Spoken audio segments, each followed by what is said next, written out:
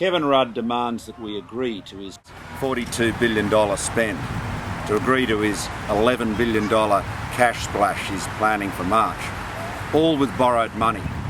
$200 billion of borrowed money, in fact, $9,500 for every man, woman and child in Australia. It's a debt that these kids behind me are going to have to pay off.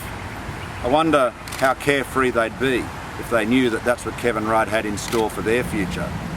Years and years, decades perhaps, paying high taxes to pay off debt. And they'll say to us, to our generation, what did you run that debt up for?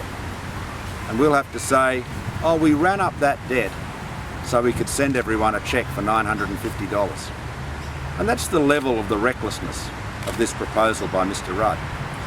Now, he's told me and the Liberal Party to get out of the road, to get out of the way. Well, my response to Mr. Rudd is, you get off your bulldozer, step down, let's sit down together and let's talk about it. I know that if we both approach these discussions in good faith and with goodwill, we can agree on measures that will be effective, that won't cost the taxpayer and our children as much as $42 billion, that will create more jobs and more economic activity for less money. We should be working together, and slinging abuse, personal abuse, telling the opposition to get out of the road as though we're a rock or a tree that's fallen in the path of his juggernaut, that's not the way to approach national leadership.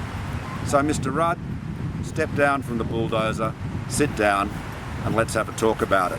Let's try and agree on measures that will be for the benefit of all Australians and above all, won't mortgage the future of these kids.